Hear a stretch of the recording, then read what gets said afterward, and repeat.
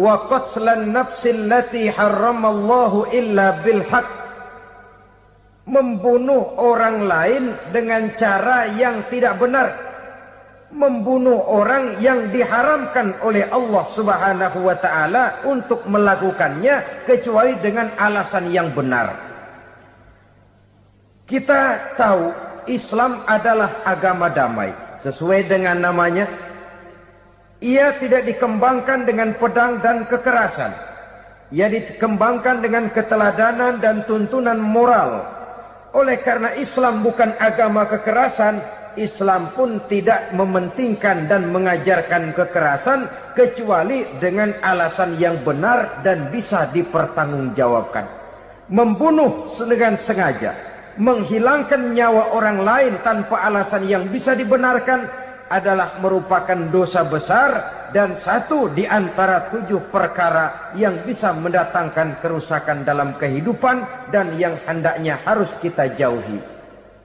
Saudara-saudara kaum muslimin rahimakumullah, beberapa waktu yang lalu di sebuah kota kecil yang indah bernama New Auckland.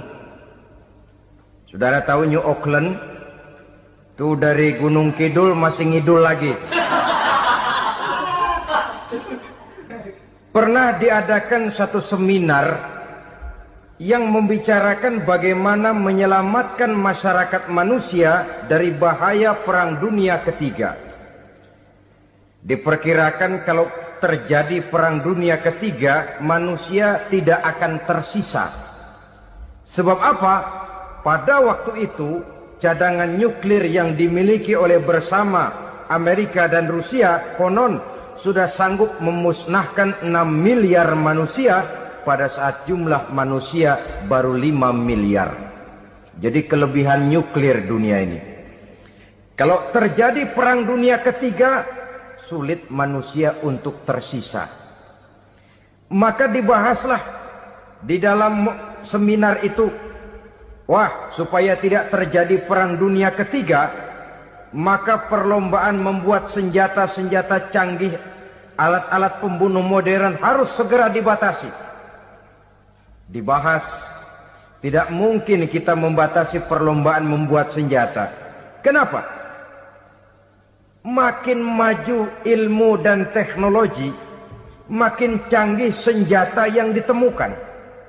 Atom sudah meningkat menjadi nuklir, nuklir sudah meningkat menjadi neutron, dan kita tahu bom yang bernama neutron ini bom yang cukup membunuh tanpa perlu merusak.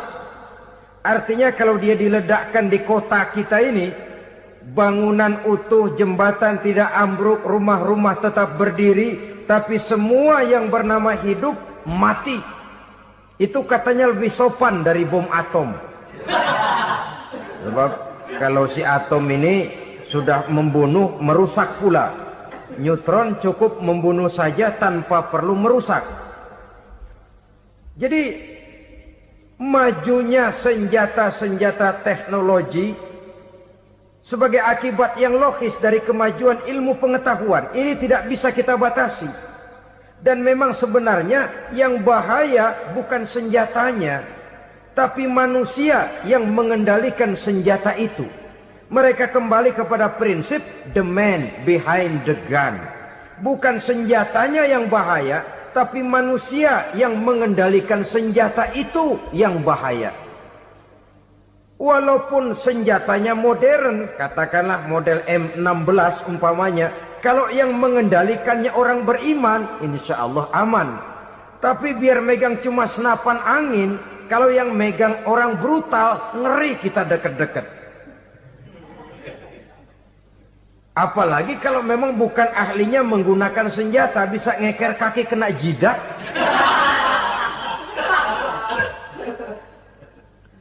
Mereka kembali kepada prinsip lama yang tetap baru, bukan senjatanya yang harus dibatasi, manusia yang mengendalikan senjata itu yang perlu dibicarakan. Nah, kalau begitu, agar manusia tidak mempergunakan senjata sewenang-wenang, apa yang harus kita lakukan?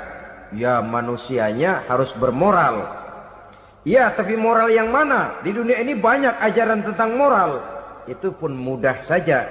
Di sini kan kita undang saja ahli dari berbagai agama untuk membicarakan konsep perdamaian menurut agamanya masing-masing. Baik, setuju itu, setuju.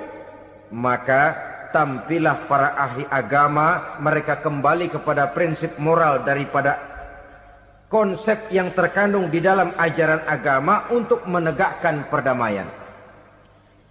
Mula-mula naiklah ahli dari agama Hindu, dibacakan konsep perdamaian menurut ajaran agama Hindu, bahwa untuk damai manusia harus meninggalkan nafsu keduniaannya, menempuh samsara dan sebagainya untuk mencapai nirwana, menjauhi kemegahan dan kemewahan dunia.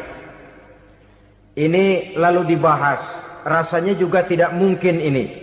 Kemudian dari agama Nasrani, bahwa untuk damai manusia harus menciptakan sifat kasih sayang. Kalau ditampar pipi kiri, berikan pipi yang kanan. Kalau diberikan selendang, berikan baju. Nanti orang kasihan, lalu dia tidak akan nampar lagi. Ketika ini dibahas, ternyata rasanya pun tidak mungkin bisa diterima. Karena apa? Di zaman sekarang orang ditampar pipi kiri, dikasih pipi kanan. Bukan kasihan, gemes. Damai belum tentu, bonyok udah jelas. Lalu ketika dibacakan konsep perdamaian menurut Quran, di mana disampaikan ayat wa jazaa'u sayyi'atin sayyi'atun misluha faman afa wa aslaha fa ajruhu 'ala Allah. Balasan terhadap satu kejahatan adalah kejahatan yang seimbang, tetapi barang siapa yang memberi maaf dan mencari jalan damai, itulah yang terbaik dan akan mendapat pahala dari Allah Subhanahu wa ta'ala. Kamu tidak salah ditampar pipi kirimu, tampar lagi pipi kirinya sekeras dia menampar pipi kirimu. Nanti orang tidak mau menampar kita karena dia tahu kalau dia tampar kita, dia akan menderita tamparan sekeras dia menampar kita. Akan terjadilah prinsip saling hormat menghormati, tidak saling ganggu, tidak saling usil, tidak saling jahil. Atas dasar ini perdamaian bisa ditegakkan. Mereka bisa menerima konsep ini, tapi kemudian seminar ditutup tanpa satu keputusan resmi. Kenapa? Terus terang mereka kagum dengan konsep Islam, tapi sentimen lama terhadap nilai-nilai Islam telah menutup mata mereka untuk menerima kebenaran dari ajaran Al-Quranul Karim. Saudara-saudara kaum muslimin rahimakumullah, kembali kita kepada persoalan pokok. Roh adalah dari Allah. Dia akan kembali kepada Allah, milik mutlak dari Allah. Tidak pantas kita merampasnya dari orang lain. Tidak wajar kita menghilangkannya tanpa alasan yang dibenarkan oleh agama. Di zaman sekarang, akibat persaingan hidup yang makin tajam, lapangan kerja yang makin sulit, tensi ekonomi yang makin tinggi, atau karena nilai moral yang makin rendah, atau juga karena rapuhnya pegangan orang kepada agama, nyawa rasanya sudah sedemikian murahnya. Berbagai kasus membuat berdiri bulu roma kita. Ada mayit, ada manusia dipotong 6, dicincang macam kambing. Ada yang dipotong 5, ada yang dipotong 13, dikardusin, dibuang ke tempat sampah. Inna lillahi wa inna ilaihi raji'un. Gejala apa ini? Kanibalisme. Manusia sudah demikian sadisnya, manusia sudah sedemikian buasnya, sehingga sesama manusia diperlakukan seperti hewan. Padahal hewan sendiri belum pernah macan makan macan, bagaimanapun buasnya macan. Belum pernah serigala memakan serigala, bagaimanapun brutalnya serigala. Tetapi manusia makan manusia di zaman sekarang kadang jadi kenyataan dalam kehidupan kita. Kadang persoalannya remeh saja. Soal uang 200 perak, pisau bicara, nyawa melayang. Soal rokok sebatang, celurit bicara, nyawa melayang. Soal-soal yang sama sekali tidak prinsip, begitu mudah kita menghilangkan nyawa orang lain.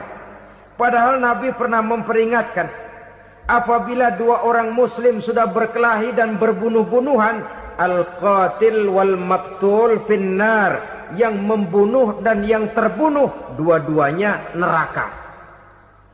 Sahabat heran, ya Rasul, kalau yang membunuh masuk neraka itu sih wajar, tapi yang terbunuh kenapa neraka juga? Beliau menjawab, dua-duanya sudah punya niat untuk saling membunuh. Niatnya itu yang diponten. Yang terbunuh cuman lagi apes aja, keduluan dia. Umpama tidak terbunuh, pasti dia yang akan membunuh. Oleh karenanya al-qatil wal maqtul, yang membunuh dan yang dibunuh finnar, dua-duanya masuk ke dalam neraka. Islam menghormati kehidupan. Tidak hanya terbatas kepada sesama muslim, orang-orang yang berlainan agama pun yang mau hidup berukun, damai, berdampingan dengan umat Islam, jiwa mereka, darah mereka dilindungi oleh nilai-nilai Islam yang disebut dengan kafir zimmi ini. Mengganggu mereka sama saja dengan mengganggu aku, kata Nabi. Jadi oleh karena itu, sayangilah sesama. Kehidupan adalah anugerah Allah, bukan wewenang kita untuk mencabutnya dari orang lain, bukan wewenang kita untuk merampas dan menghilangkannya dari orang lain. Apa yang tidak enak terjadi pada diri kita, begitu pula lah apabila terjadi pada diri orang lain. Sehingga Nabi mengatakan, la yu'minu ahadukum hatta yuhibba li akhihi ma yuhibbu li nafsihi. Belum dikatakan beriman seseorang kamu apabila dia belum mencintai saudaranya seperti ia mencintai dirinya sendiri. Apa yang enak dirasakan oleh orang lain, enak juga dirasakan oleh dia. Mengukur orang lain dengan diri sendiri. Kalau orang lain tanpa salah saya fitnah, kalau saya tanpa salah difitnah orang, enak apa enggak? Enggak, orang lain juga begitu. Kalau orang lain tanpa salah saya tempeleng kepalanya, enak apa tidak? Tidak. Orang lain juga begitu. Yang tidak enak terjadi pada diri kita, tentu tidak enak juga kalau terjadi pada orang lain. Mengukur orang lain dengan diri sendiri, sehingga tidak timbul sifat egois, tidak menari di atas bangkai orang lain, tidak mendirikan kebahagiaan di atas untayan air mata orang lain. Sehingga dengan demikian, saudara-saudara, dia bisa menghormati kehidupan, menghormati orang lain sebagaimana dia ingin dihormati. Untuk menghancurkan nilai-nilai iman, dibanjiri kita dengan paham-paham yang merusak dan mendangkalkan akidah. Baik ia bernama materialisme, baik ia bernama sekularisme, baik ia bernama banjirnya maksiat dan munkarat, baik ia bernama banjirnya peradaban dan kebudayaan yang menghancurkan moral daripada anak-anak kita, sedikit demi sedikit melenturkan dan melunturkan nilai-nilai keimanan kita, untuk kemudian pada waktunya nilai iman itu akan bertukar dan berganti menjadi nilai syirik kepada Allah Subhanahu wa ta'ala. Atau pada sisi lain, menjadikan yang selain Allah sebagai tujuan akhir daripada kehidupan kita. Sedangkan kita sama-sama maklum bahwa di dalam pandangan agama Islam, dosa yang tidak berampun, dosa yang terbesar, termasuk dalam kategori bapak moyangnya dosa, tidak lain adalah syirik, yakni menyekutukan Allah Subhanahu wa ta'ala. Pola penghancuran iman ini memang berstrategi. Ditawarkan kita kepada paham materialisme, paham kebendaan, di mana otak menempati urutan sebagai ranking pertama, Tuhan jatuh pada urutan kedua. Lalu menyusul kepada paham sekularisme, Allah dipisahkan dari seluruh kegiatan hidup ini, untuk pada gilirannya menjadikan yang selain Allah sebagai tujuan akhir daripada seluruh kegiatan hidup kita. Oleh karenanya, kewajiban menjaga nilai-nilai iman ini merupakan kewajiban yang mulia tetapi berat, tidak hanya untuk kita, tetapi juga bagaimana mewariskannya kepada anak-anak kita, generasi yang akan datang. Orang-orang tua bijaksana yang diceritakan di dalam Al-Quran, kalau sudah berpikir tentang anak-anaknya, pertanyaan yang paling mereka risaukan ialah, ma ta'buduna min ba'di. Anakku, kalau pada satu saat aku, ayahmu sudah tidak ada lagi di dunia ini, meninggalkan kamu semua, ma ta'buduna min ba'di, apa yang akan kamu sembah nak? Jikalau sekarang ayahmu masih mau ke masjid, masih mau melakukan rukuk dan sujud, masih beribadah menyembah Allah Subhanahu wa ta'ala, kalau orang tuamu sudah tidak ada, ma ta'buduna min ba'di, masihkah engkau mau datang ke masjid? Masihkah engkau mau rukuk dan sujud? Masihkah engkau mau menyembah Allah Subhanahu wa ta'ala? Pertanyaan ini yang dipikirkan oleh Nabi Yakub kepada putra-putranya. Pertanyaan ini yang diteruskan oleh Nabi Ibrahim kepada anak-anaknya. Pertanyaan ini yang diwariskan oleh generasi ulama salafus saleh kepada para generasi berikutnya. Bagaimana kita generasi sekarang?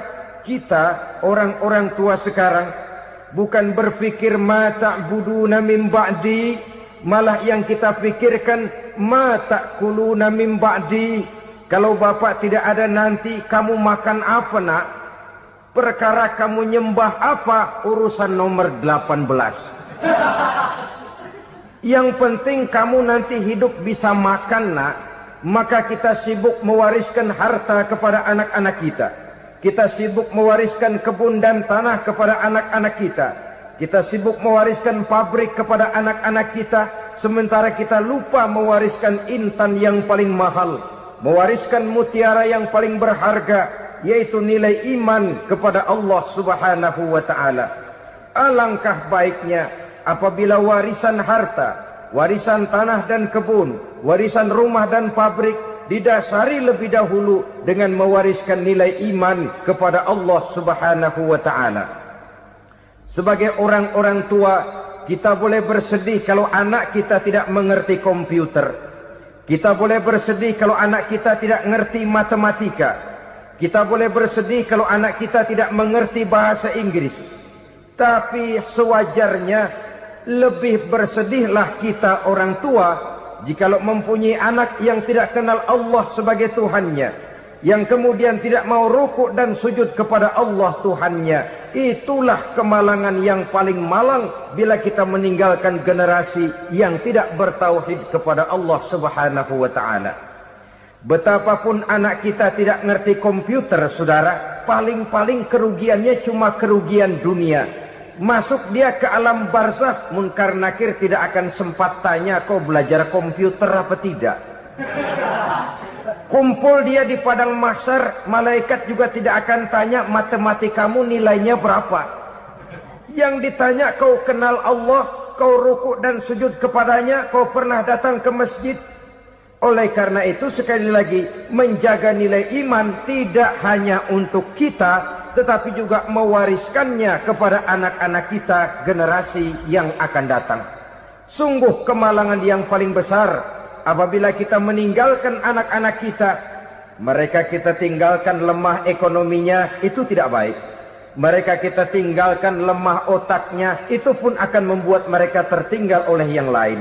Tapi yang paling celaka, jikalau kita tinggalkan mereka dalam kondisi lemah imannya, rapuh akidahnya, tidak baik dan tidak betul keyakinan hidupnya.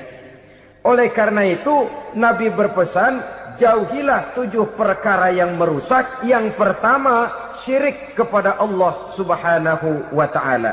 Menyekutukan Allah baik dalam ucapan, dalam keyakinan, ataupun dalam perbuatan.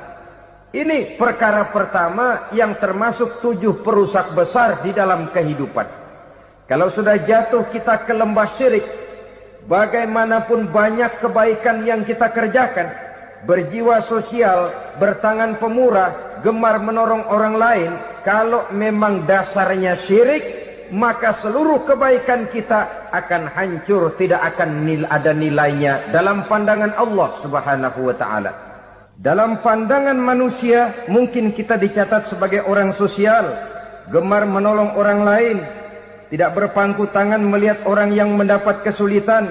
Tapi oleh karena dasarnya syirik, dasarnya tidak mentauhidkan Allah, maka seluruh nilai kebaikan yang kita kerjakan tidak akan ada nilainya dalam pandangan Allah Subhanahu wa ta'ala. Maka jagalah iman kita jangan sampai dihinggapi penyakit syirik yang bagaimana kecilnya sekalipun. Sekali lagi, baik syirik dalam bentuk ucapan, syirik dalam bentuk keyakinan, sampai kepada syirik dalam bentuk perbuatan, kita berhindar kepada sifat-sifat yang sedemikian itu. Karena apa? Dalam satu ayat Quran Allah Subhanahu wa ta'ala menjelaskan, innallaha la yaghfiru ayyushraka bih wa yaghfiru ma duna dzalika liman yasha. Allah tidak akan memberi ampun kepada orang-orang yang menyekutukannya, tapi Allah masih mau memberikan ampun kepada dosa-dosa yang selain itu bagi orang-orang yang dikehendakinya. Dosa selain syirik, apabila kita bertaubat, Allah masih mau mengampuni. Tapi kalau sudah jatuh ke tempat syirik, itu sudah dosa yang tidak berampun. Taubatnya tidak lain melepas syirik, kembali kepada tauhid, berkeyakinan bahwa hanya ada Allah Subhanahu wa ta'ala, Tuhan satu-satunya yang lam yalid walam yulad walam yakul lahu kufuwan ahad. Tidak beranak, tidak pula diperanakkan, dan tidak satupun yang dapat menyerupai Tuhan Allah Subhanahu wa ta'ala. Saudara-saudara kaum muslimin rahimakumullah, bahwa kita di zaman sekarang memang tidak menyembah berhala, ya. Bahwa kita tidak berterang-terangan mengatakan Tuhan lebih dari satu, memang. Bahwa kita tidak berkeyakinan Tuhan itu punya anak atau diperanakkan, tentu. Tapi dalam perbuatan dan i'tiqad, kita kadang-kadang jatuh tanpa kita sadari ke tempat yang bernama syirik ini. Oleh karenanya, di zaman di mana teknologi makin canggih, di mana kemajuan pembangunan makin menjangkau berbagai aspek kehidupan, diperlukan keseimbangan antara kemajuan fisik material dengan kemajuan mental spiritual. Apabila tidak ada keseimbangan, yang terwujud tentulah kepincangan, yang diawali dengan pincangnya cara kita berpikir, sehingga pada akhirnya akan mengarah kepada pincangnya cara kita berbuat dan bertindak di dalam kehidupan kita. Oleh karena itu Nabi berpesan, jauhilah sifat syirik, karena syirik merupakan dosa yang teramat besar. Ini sifat merusak yang pertama. Yang kedua, kata Nabi, wasihra, jauhilah sihir. Sihir ini juga termasuk perkara yang merusak kehidupan. Kita semua sama-sama maklum bahwa sihir sebenarnya bukan persoalan baru. Sejak sebelum datang Islam, sihir itu sudah ada. Di zaman Yunani kuno, sihir ada. Di zaman Mesir kuno, di zaman Cina kuno, dan yang lain-lain yang serba kuno, sihir itu sudah ada. Bahkan para nabi pun, para rasul yang diutus oleh Allah Subhanahu wa ta'ala, senantiasa berhadapan dengan ahli-ahli sihir untuk menguji kebenaran dari misi yang mereka bawa. Sihir adalah perbuatan di luar kebiasaan yang bisa dikerjakan oleh ahlinya dengan bantuan jin atau setan. Hukum mempelajari sihir adalah haram, mengamalkannya lebih haram lagi. Sebab itu saudara-saudara, sihir merupakan perbuatan merusak yang harus kita jauhi. Ciri-ciri daripada perbuatan sihir, pertama, ia mengandung tipuan, bayangan khayal. Di zaman Nabi Musa misalnya, orang melihat tambang-tambang itu seperti ular. Nabi Musa melayangkan tongkatnya menjadi ular-ular besar yang memakan ular-ular kecil ciptaan tukang-tukang sihir Fir'aun tadi. Lalu sihir bisa terjadi dengan bantuan jin kafir atau setan. Kemudian ciri yang ketiga, sifatnya halus dan tersembunyi. Taruh kata ada seorang ahli sihir yang mempergunakan ayat-ayat Quran sebagai jompa-jampe, sebagai baca-bacaan, itu cuma sekedar kedok. Tujuannya tidak lain menjadikan agama sebagai ketok untuk membenarkan cara yang dimurkai oleh Allah Subhanahu wa ta'ala. Satu hadis yang diriwayatkan oleh Imam Bazar dan Tabrani, Nabi berpesan, "Laisa minna man tatayyara lahu au takahhana au tukuhhina lahu au sahira lahu." Tidak termasuk ke dalam golonganku, kata Nabi. Tidak termasuk umatku. Siapa mereka? Man tatayyara lahu, orang yang bertatoyur. Apa tatoyur itu? Dari kalimat toyaro, artinya terbang. Toir biasa diartikan dengan burung. Tatoyaro percaya kepada suara-suara burung. Man tatayyara lahu, mempercayai, meyakini dengan benar-benar kepada suara beburungan. Kan suka ada itu, nah bunyi burung tuh, maling liwat. Maling liwat. Burung bunyi, maling liwat. Itu termasuk tatayyara lahu, percaya kepada suara burung. Kan aneh kalau suara orang nggak dipercaya, suara burung malah dipercaya. Ada ustadz ceramah, kiai ngaji, nggak mau didengerin, burung dengerin bener. Nah, suaranya dari sebelah mana? Belah kulon. Nah, itu tandanya ano. Habis dihitung-hitung. Itu termasuk tatayyara lahu. Au takahana, atau bertenung, au tukuhina, atau minta ditenungkan, au sahirolahu, atau melakukan perbuatan sihir atau minta disihirkan. Laisa minna, tidak termasuk ke dalam golonganku, kata Nabi. Sehingga dengan demikian saudara-saudara, menghadapi sihir dengan sihir sekalipun termasuk perbuatan yang tidak diajarkan oleh agama. Kita kan mempelajari sihir untuk jaga diri. Tidak apa-apa, yang dilarang mengamalkannya, dilarang juga mempelajarinya. Sebab orang kalau sudah mengetahui, biasanya lalu terangsang untuk mencoba. Kalau percobaannya berhasil, biasanya terangsang untuk coba lagi dan coba lagi. Pada akhirnya ketagihan, lalu beralih menjadi profesi, apalagi itu nanti bisa mendatangkan hasil uang. Saudara-saudara kaum muslimin rahimakumullah, kita manusia makhluk nyata. Kita hidup di alam nyata, terikat oleh sunnatullah, causality. Oleh karenanya, bagi kita keyakinan yang penuh, keikhlasan di dalam bertuhankan Allah, penyerahan diri sepenuhnya hanya kepadanya, itu sudah merupakan obat penangkal yang sangat ampuh agar kita tidak terkena penyakit-penyakit yang dibuat oleh setan dan para pembantunya. Sehingga beberapa ayat Quran mengajarkan, misalnya a'udzu bikalimatillahi tammati min syarri ma khalaq, atau bismillazi la yadurru ma'asmihi syai'un fil ardi wala fis sama, dengan menyebut nama Allah yang tidak bisa mendatangkan bahaya sedikit pun, dari baik yang datang dari langit maupun yang datang dari bumi. Jiwa yang kosong dari keyakinan yang penuh kepada Allah, jiwa yang penuh was-was dan ragu-ragu, itu yang mudah terserang oleh penyakit-penyakit yang dikerjakan oleh para tukang-tukang sihir, yaitu oleh setan dan seluruh para pembantunya.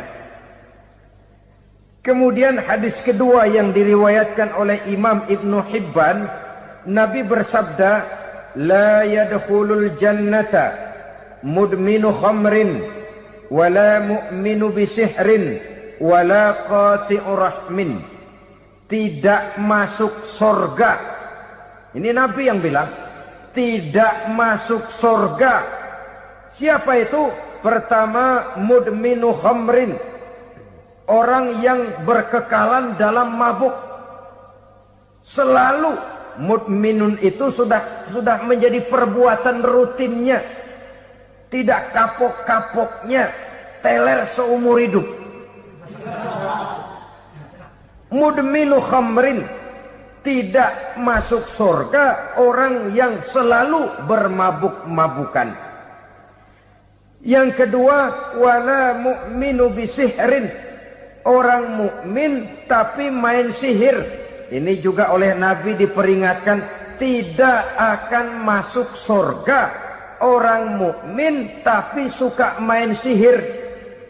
Wala qati'u rahmin, dan tidak juga orang yang memutuskan silaturahmi.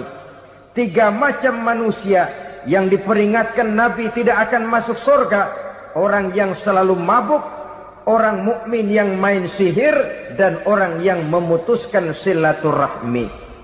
Saudara-saudara kaum muslimin rahimakumullah. Lalu orang berkata, kenapa dilarang kita bersihir? Padahal Rasul sendiri kan punya mukjizat. Nah, kita memang harus membedakan antara mukjizat dengan sihir.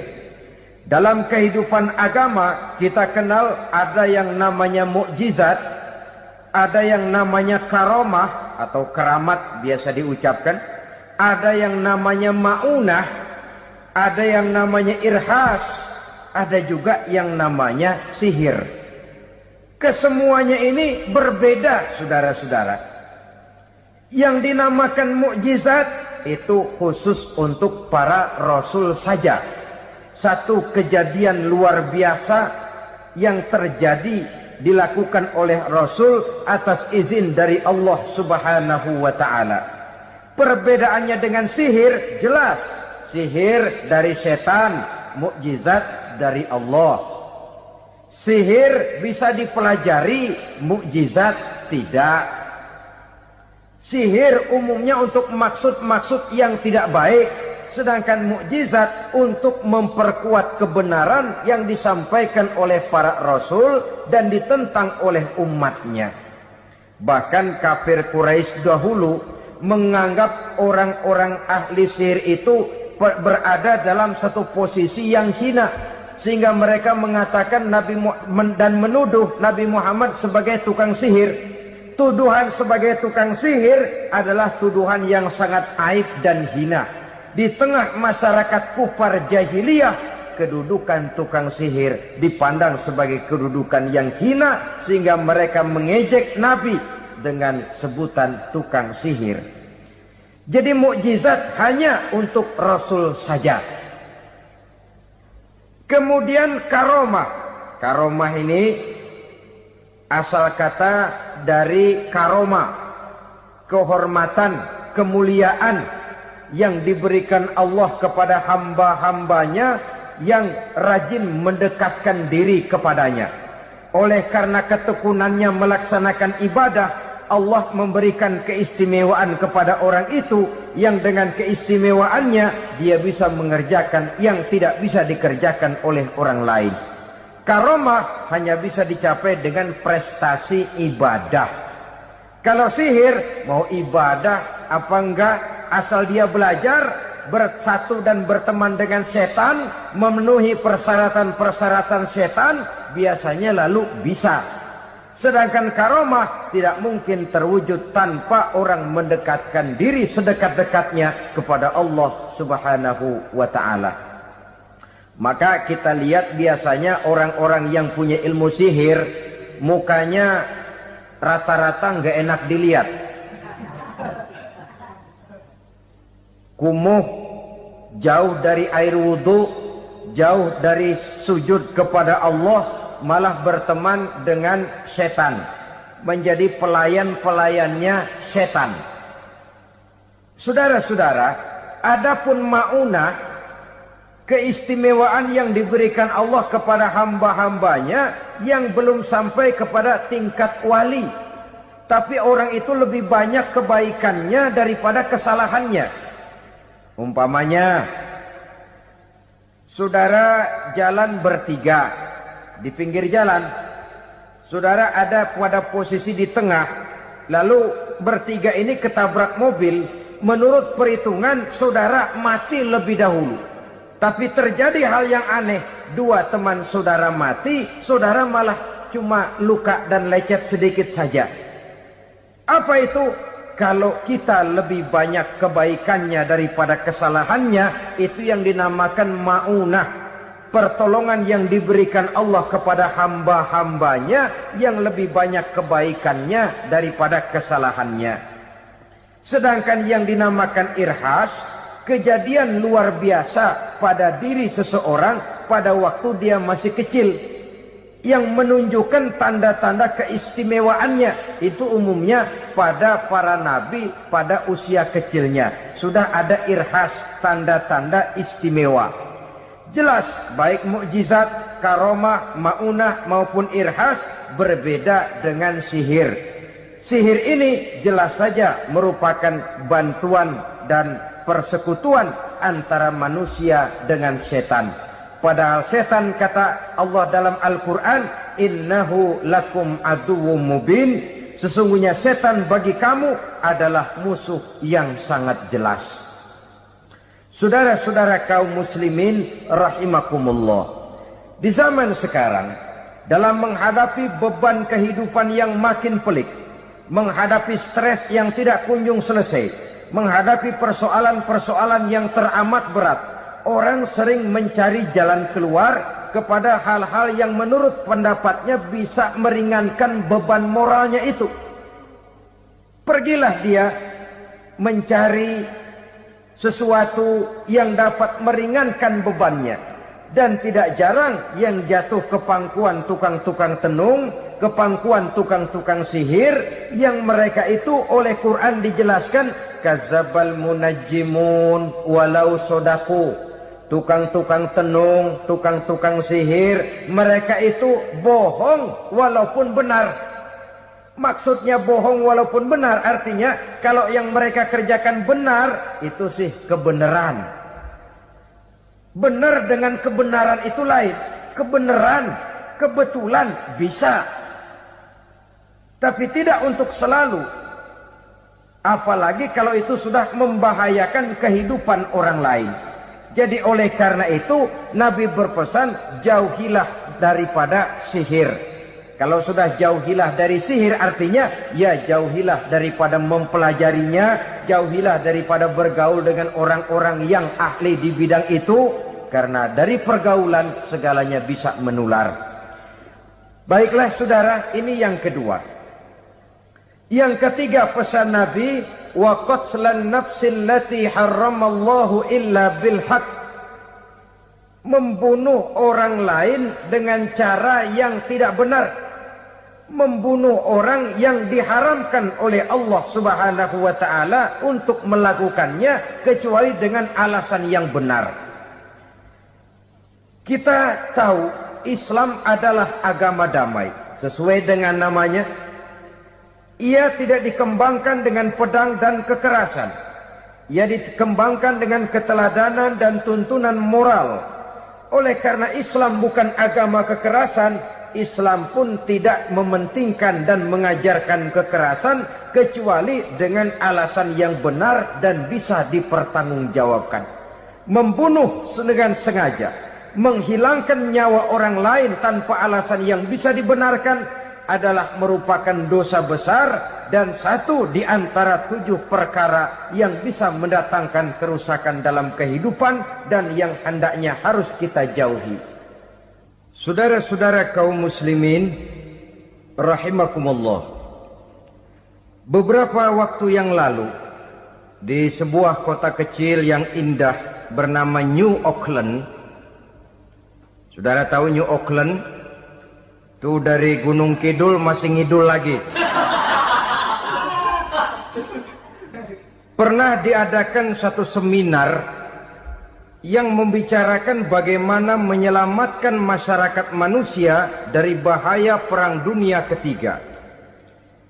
Diperkirakan kalau terjadi Perang Dunia Ketiga, manusia tidak akan tersisa. Sebab apa?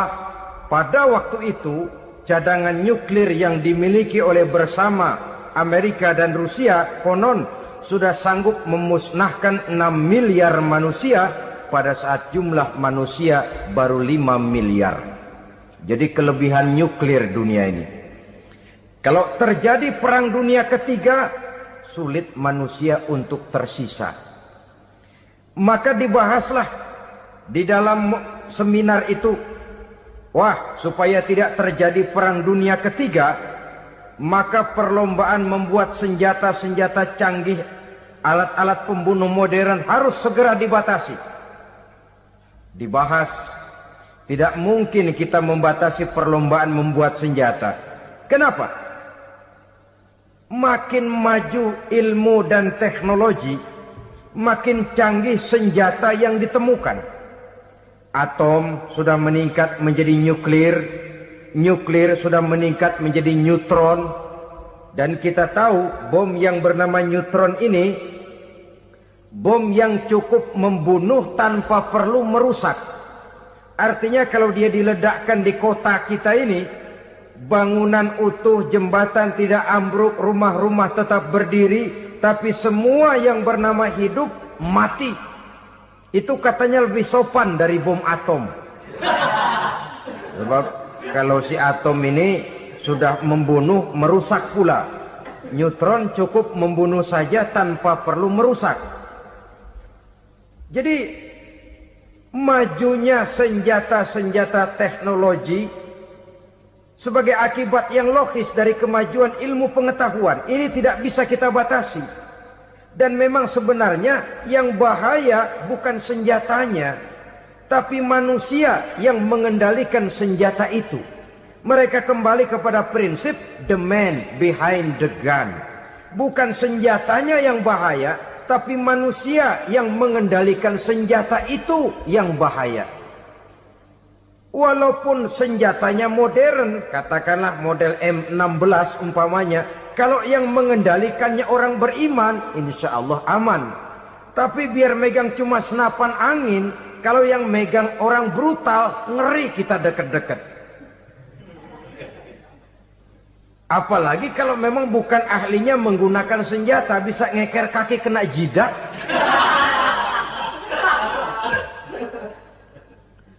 Mereka kembali kepada prinsip lama yang tetap baru, bukan senjatanya yang harus dibatasi, manusia yang mengendalikan senjata itu yang perlu dibicarakan. Nah, kalau begitu agar manusia tidak mempergunakan senjata sewenang-wenang, apa yang harus kita lakukan? Ya, manusianya harus bermoral. Ya, tapi moral yang mana? Di dunia ini banyak ajaran tentang moral. Itu pun mudah saja. Di sini kan kita undang saja ahli dari berbagai agama untuk membicarakan konsep perdamaian menurut agamanya masing-masing. Baik, setuju itu, setuju.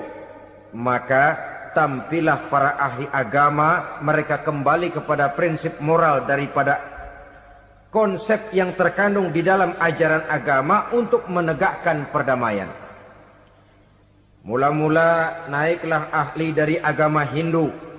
Dibacakan konsep perdamaian menurut ajaran agama Hindu, bahwa untuk damai manusia harus meninggalkan nafsu keduniaannya, menempuh samsara dan sebagainya untuk mencapai nirwana, menjauhi kemegahan dan kemewahan dunia. Ini lalu dibahas, rasanya juga tidak mungkin ini.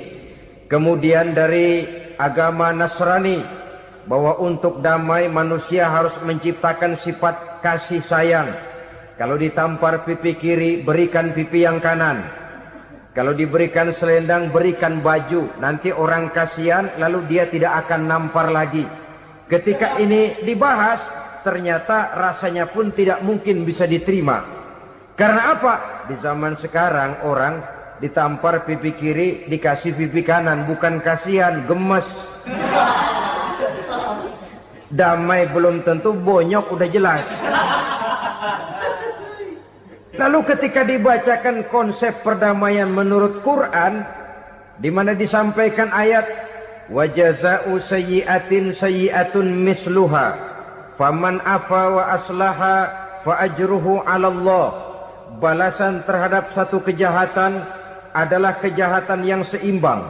Tetapi barang siapa yang memberi maaf dan mencari jalan damai, itulah yang terbaik dan akan mendapat pahala dari Allah Subhanahu wa ta'ala. Kamu tidak salah ditampar pipi kirimu, tampar lagi pipi kirinya sekeras dia menampar pipi kirimu.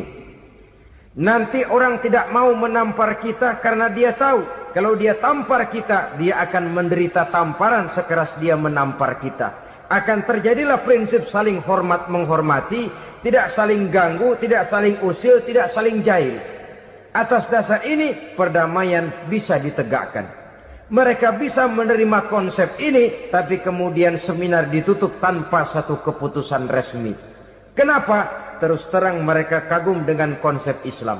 Tapi sentimen lama terhadap nilai-nilai Islam telah menutup mata mereka untuk menerima kebenaran dari ajaran Al-Quranul Karim. Saudara-saudara kaum muslimin rahimakumullah, kembali kita kepada persoalan pokok. Roh adalah dari Allah. Dia akan kembali kepada Allah, milik mutlak dari Allah. Tidak pantas kita merampasnya dari orang lain. Tidak wajar kita menghilangkannya tanpa alasan yang dibenarkan oleh agama. Di zaman sekarang, akibat persaingan hidup yang makin tajam, lapangan kerja yang makin sulit, tensi ekonomi yang makin tinggi, atau karena nilai moral yang makin rendah, atau juga karena rapuhnya pegangan orang kepada agama, nyawa rasanya sudah sedemikian murahnya. Berbagai kasus membuat berdiri bulu roma kita. Ada mayit, ada manusia dipotong 6, dicincang macam kambing. Ada yang dipotong 5, ada yang dipotong 13, dikardusin, dibuang ke tempat sampah. Inna lillahi wa inna ilaihi raji'un. Gejala apa ini? Kanibalisme. Manusia sudah demikian sadisnya. Manusia sudah sedemikian buasnya, sehingga sesama manusia diperlakukan seperti hewan. Padahal hewan sendiri belum pernah macan makan macan, bagaimanapun buasnya macan. Belum pernah serigala memakan serigala, bagaimanapun brutalnya serigala. Tetapi manusia makan manusia di zaman sekarang kadang jadi kenyataan dalam kehidupan kita. Kadang persoalannya remeh saja. Soal uang 200 perak, pisau bicara, nyawa melayang. Soal rokok sebatang, celurit bicara, nyawa melayang. Soal-soal yang sama sekali tidak prinsip, begitu mudah kita menghilangkan nyawa orang lain. Padahal Nabi pernah memperingatkan, apabila dua orang muslim sudah berkelahi dan berbunuh-bunuhan, al-qatil wal maktul finnar, yang membunuh dan yang terbunuh dua-duanya neraka. Sahabat heran, ya Rasul, kalau yang membunuh masuk neraka itu sih wajar, tapi yang terbunuh kenapa neraka juga? Beliau menjawab, dua-duanya sudah punya niat untuk saling membunuh. Niatnya itu yang diponten. Yang terbunuh cuman lagi apes aja, keduluan dia. Umpama tidak terbunuh, pasti dia yang akan membunuh. Oleh karenanya al-qatil wal maktul, yang membunuh dan yang dibunuh finnar, dua-duanya masuk ke dalam neraka. Islam menghormati kehidupan. Tidak hanya terbatas kepada sesama muslim, orang-orang yang berlainan agama pun yang mau hidup berukun, damai, berdampingan dengan umat Islam, jiwa mereka, darah mereka dilindungi oleh nilai-nilai Islam yang disebut dengan kafir zimmi ini. Mengganggu mereka sama saja dengan mengganggu aku, kata Nabi. Jadi oleh karena itu, sayangilah sesama. Kehidupan adalah anugerah Allah, bukan wewenang kita untuk mencabutnya dari orang lain, bukan wewenang kita untuk merampas dan menghilangkannya dari orang lain. Apa yang tidak enak terjadi pada diri kita, begitu pula lah apabila terjadi pada diri orang lain. Sehingga Nabi mengatakan, la yu'minu ahadukum hatta yuhibba li akhihi ma yuhibbu li nafsihi. Belum dikatakan beriman seseorang kamu apabila dia belum mencintai saudaranya seperti ia mencintai dirinya sendiri. Apa yang enak dirasakan oleh orang lain, enak juga dirasakan oleh dia. Mengukur orang lain dengan diri sendiri. Kalau orang lain tanpa salah saya fitnah, kalau saya tanpa salah difitnah orang, enak apa enggak? Enggak, orang lain juga begitu. Kalau orang lain tanpa salah saya tempeleng kepalanya, enak apa tidak? Tidak. Orang lain juga begitu. Yang tidak enak terjadi pada diri kita, tentu tidak enak juga kalau terjadi pada orang lain. Mengukur orang lain dengan diri sendiri. Sehingga tidak timbul sifat egois. Tidak menari di atas bangkai orang lain. Tidak mendirikan kebahagiaan di atas untayan air mata orang lain. Sehingga dengan demikian saudara-saudara, dia bisa menghormati kehidupan, menghormati orang lain sebagaimana dia ingin dihormati. Inilah perbuatan ketiga yang merusak, membunuh orang lain dengan yang diharamkan Allah tanpa alasan yang benar. Yang ketiga. Kemudian yang keempat, perbuatan merusak wa aklar riba, makan riba. Hidup adalah tolong menolong. Bahasa kerennya take and give katanya. Saling memberi dan saling menerima. Nabi mengajarkan man kuraba kurbatan min kurabid dunya karaballahu lahu kurbatan min kurabi yaumal qiyamah. Wallahu fi aunil abdi madamal abdu fi auni akhihi. Siapa yang meringankan beban dari beban-beban yang dirita seseorang di dalam kehidupan dunia, Allah akan meringankan bebannya daripada beban-beban yang harus dipikulnya di hari kiamat nanti. Wallahu fi aunil abdi madamal abdu fi auni akhihi. Allah senantiasa akan menolong seorang hamba selama hamba itu masih mau menolong saudaranya. Allah selalu akan menolong seorang hamba selama hamba itu masih mau menolong saudaranya. Apabila kita sudah berpangku tangan terhadap kesulitan orang lain, biasanya pun pada saat kita mendapat kesulitan, kita akan sulit juga memperoleh pertolongan. Nah, riba alias renten, kedoknya adalah menolong orang, tapi sama juga bulu buntutnya dilepas, palanya dicekek. Menolong orang pada akhirnya menjadi beban bagi seseorang. Dan memang mencari orang-orang yang berada dalam posisi kesulitan. Biasanya di daerah-daerah di mana musim paceklik jadi lapangan kerja sulit, sedangkan urusan perut tidak bisa ditunda, akhirnya orang terjebak ke dalam rentenir, ke dalam riba, ke dalam renten, bunga berbunga, sehingga satu saat jumlah bunganya bisa lebih besar dari jumlah pinjaman pokoknya. Kemudian kalau juga ternyata tidak bisa dibayar, rumah jadi taruhan. Memang rumah satu-satunya, begitu rumah ditarik mulain camping. Bukankah pada akhirnya akan mewariskan kesengsaraan?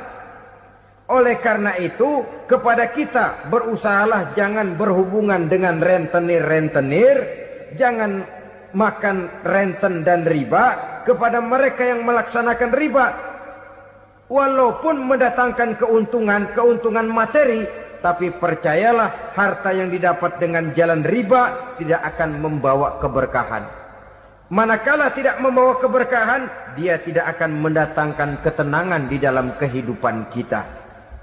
Oleh karenanya, memakan harta riba termasuk perbuatan yang merusak sendi-sendi kehidupan sosial, merusak kehidupan orang lain, merusak kehidupan masyarakat, tetangga, pergaulan, dan sebagainya.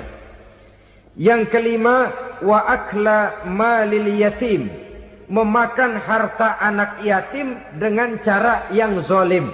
Nih, memang lezat. Anak yatim itu nggak tahu urusan apa-apa. Kita diamanahkan untuk mengurusinya. Kadang-kadang dibentuklah panitia penyantunan yatim piatu.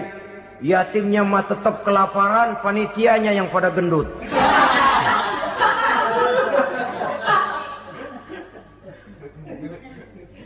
Padahal memakan harta anak yatim termasuk perbuatan dosa besar. Dan menjantuni yatim merupakan perbuatan mulia. Nabi mengatakan, ana wa kafilul yatim kahataini yaumal qiyamah. Aku dan orang-orang yang menyantuni anak yatim seperti dua jari ini pada hari kiamat nanti. Dekat sekali. Jikalau ingin di hari akhir nanti dekat dengan Rasul, bersahabatlah dengan anak-anak yatim. Jadilah pengurus anak-anak yatim. Bangunlah panti-panti asuhan yatim. Pada saat bapak ibunya meninggal, kitalah yang menjadi orang tuanya.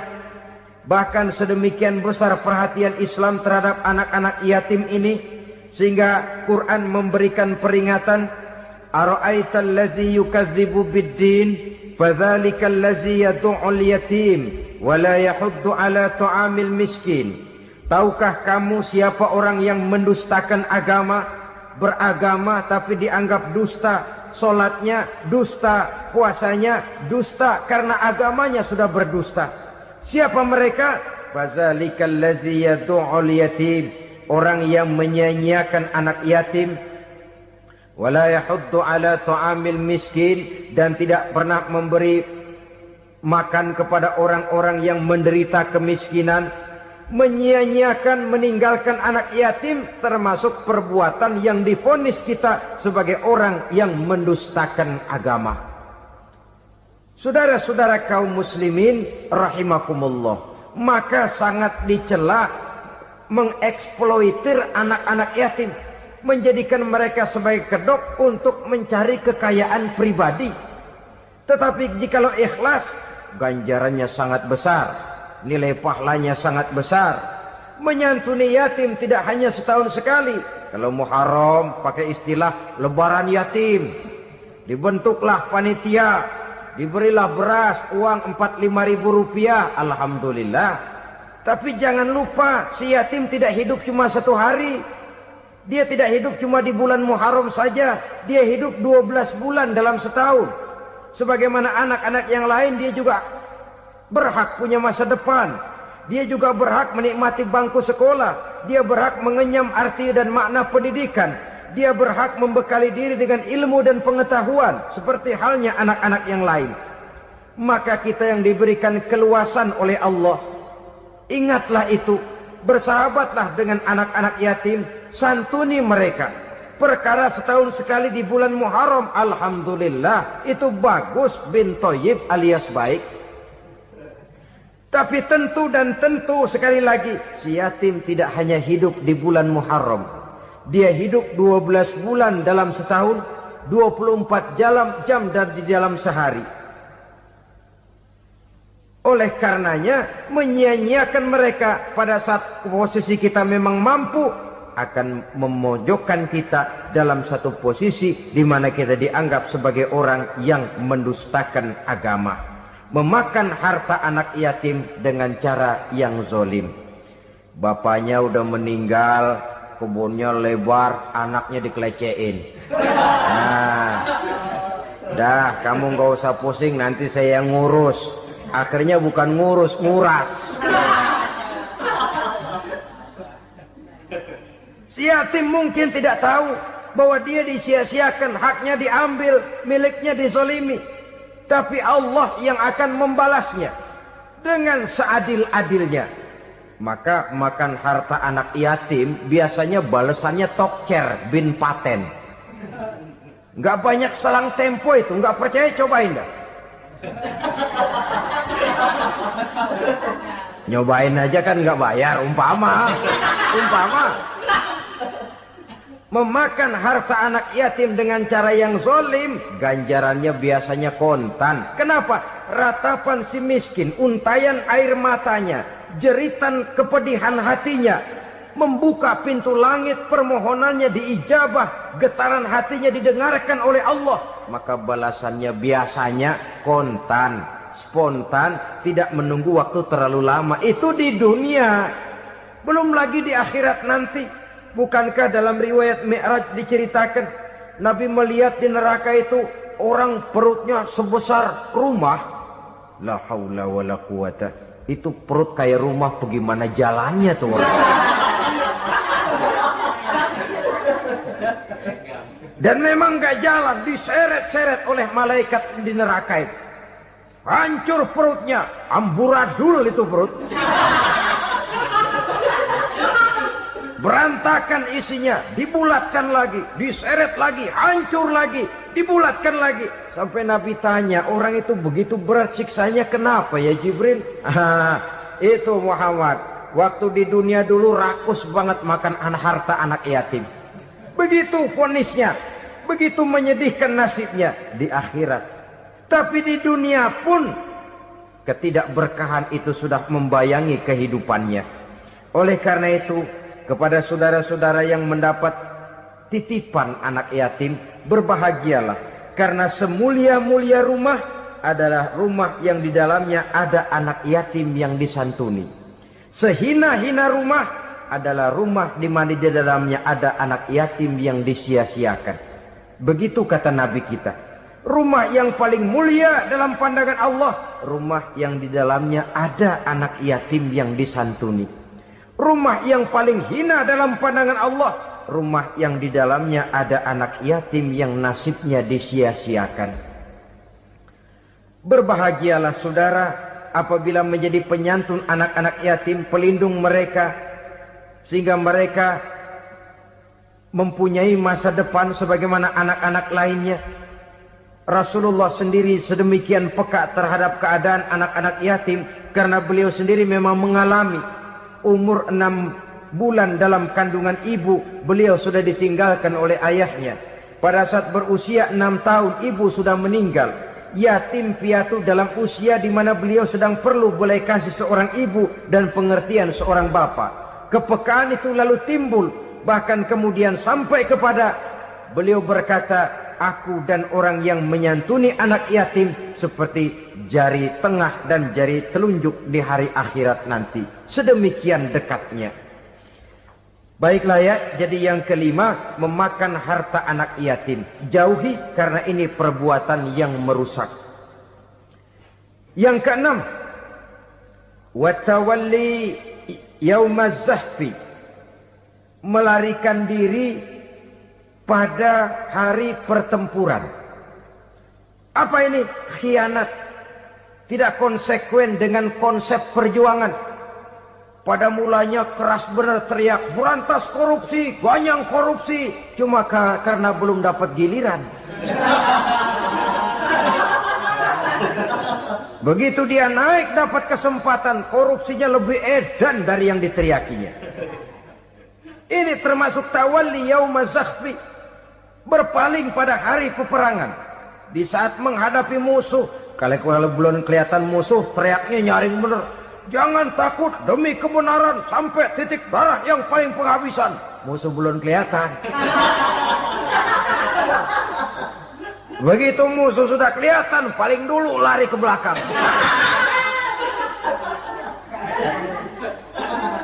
Kalau diajak berjuang ada saja alasannya.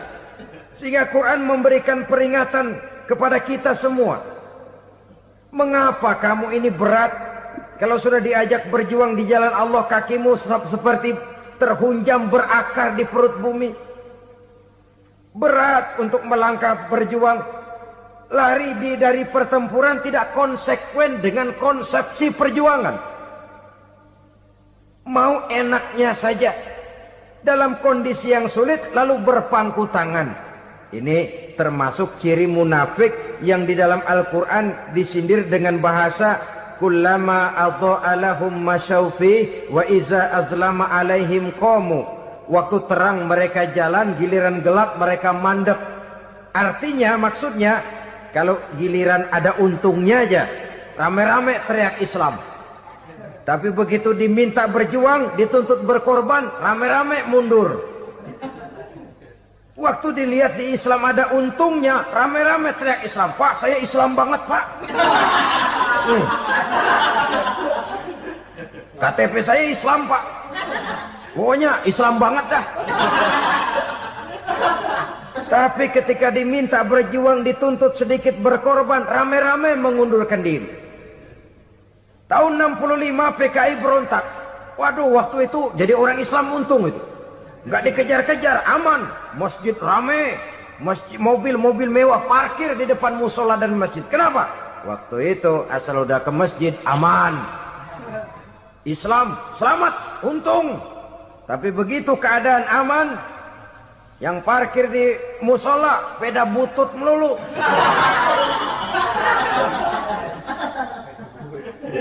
Waktu terang mereka jalan, waktu gelap mereka berhenti. Dikala di Islam ada untungnya, baru wah Islam bagus, Islam hebat. Tapi waktu dilihat ada kerugian, jangan bawa-bawa Islam dah. Jangan bicara soal Islam, ini kan bukan soal agama, bukan soal agama. La haula wala quwata illa billah. Beragama kita ambil talfik fid din, mengambil yang enteng-enteng saja dalam urusan beragama ini. Tidak konsekuen kita dengan Islam kita. Seolah kita mau memilih mana yang terasa cocok sama selera kita, kita teriak Islam. Beratan aja dikit, rame-rame berpaling. Itu termasuk tawalli yaumaz zahfi. Para pengkhianat, mental-mental hipokrit.